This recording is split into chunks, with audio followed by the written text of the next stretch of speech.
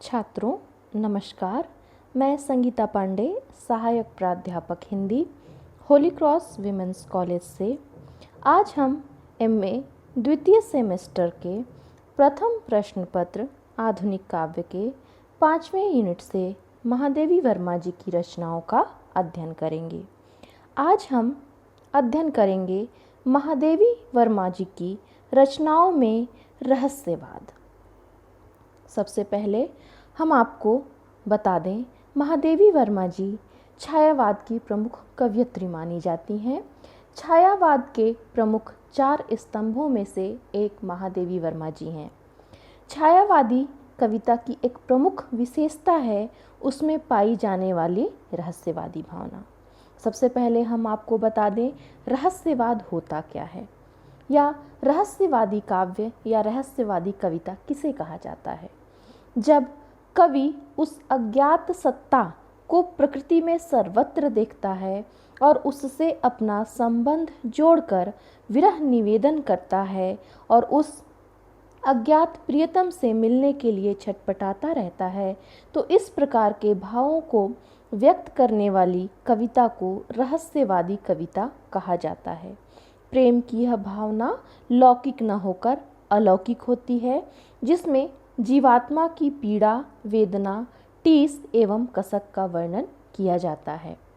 सामान्य शब्दों में अगर हम आपको बताएं तो रहस्यवाद में जो प्रेम संबंध 2 पक्षों में होता है, वे 2 पक्ष लौकिक न होकर के एक पक्ष लौकिक और एक पक्ष अलौकिक होता है, जिसमें महादेवी वर्मा जी की रचनाओं में लौकिक पक्ष स्वयं कवयित्री महादेवी वर्मा है एवं अलौकिक पक्ष जो कि प्रियतम है वो अलौकिक सत्ता, वो ईश्वर है, वो परमात्मा है।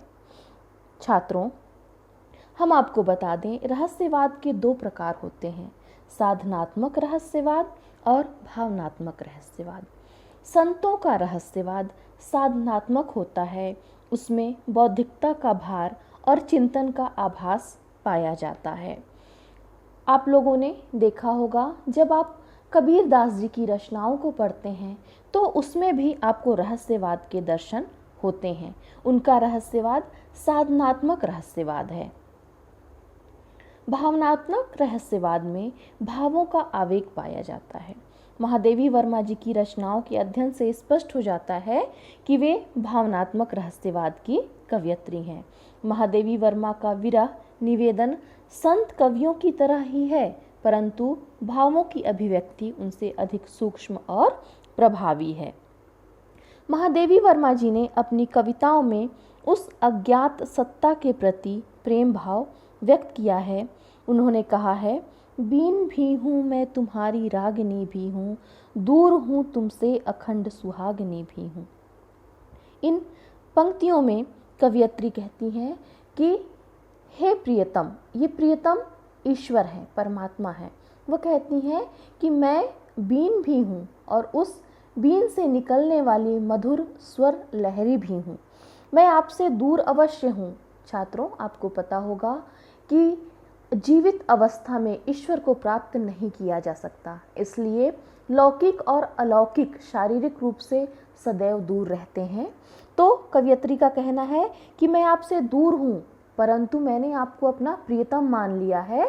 और जो ईश्वर होते हैं वो अजर अमर होते हैं, तो जब तक पति या प्रेमी जीवित रहता है तब तक सुहाग अखंड होता है, अमर होता है। तो कवयित्री ईश्वर को पति रूप में पाकर के स्वयं को अखंड सुहागिनी बता रही हैं।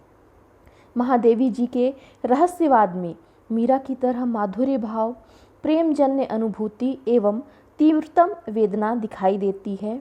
वे विश्व के क्रंदन को अनुभव करती हैं, परंतु अपने लक्ष्य को पाने के लिए निरंतर प्रयासरत भी दिखाई देती हैं। उनका कहना है, विश्व का क्रंदन भुला देगी मधुप का मधुर गुनगुन, क्या डुबा देंगे तुझे यह फूल के दल ओस नीले, तू न अपनी छाह को अपने लिए कारा बनाना, जाग तुझको दूर जाना। इन पंक्तियों में कवयित्री कह रही हैं कि भौतिकता में आपको नहीं खोना है, आपको बहुत दूर जाना है, आपने जो अपना लक्ष्य निर्धारित किया है वो आसान नहीं है, और आप भौतिकता के जाल में अगर फंस जाते हैं तो आप अपने मंजिल तक, अपने लक्ष्य तक नहीं पहुंच पाएंगे। कवयित्री का कहना है, मानव आत्मा में व्याप्त शाश्वत पीड़ा को कविताओं में उन्होंने अभिव्यक्त किया है। आँखों में अश्रुधारा और हृदय में असीम वेदना लिए उस अज्ञात प्रियतम से मिलने को व्याकुल हैं। इस स्पंदन में चिर निस्पंद बसा, क्रंदन में आहत विश्व हंसा, नैनों में दीपक से जलते, पलकों में निर्झरणी मचली। कवयित्री का कहना है कि ये जो मेरा क्रंदन है वो जिस पर असर पड़ना चाहिए उस पर कोई असर नहीं पड़ रहा है। मतलब वहाँ जो हलचल है वो स्थिर है, जहाँ असर होता है, जहाँ प्रभाव पड़ता है वहाँ कुछ ना कुछ हलचल, कुछ ना कुछ आवेग दिखाई देता है, परंतु ये जो इनका प्रणय निवेदन है उनके प्रियतम पर कोई असर नहीं कर रहा है।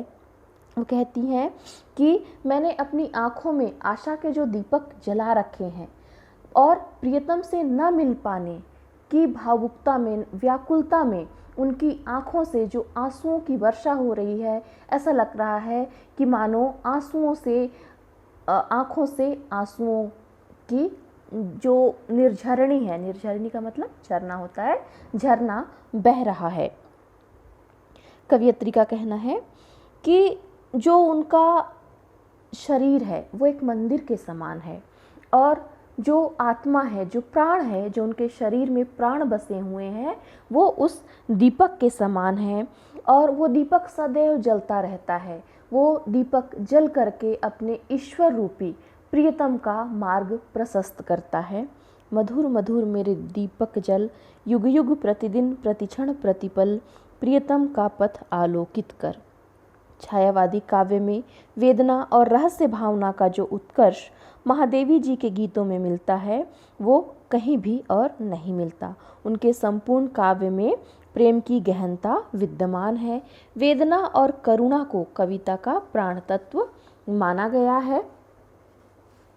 महादेवी वर्मा जी की रचनाओं में हम देखते हैं कि अज्ञात सत्ता के प्रति विरह की भावना के दर्शन होते हैं, इसलिए उनकी कविता को कहा जाता है रहस्यवादी कविता है।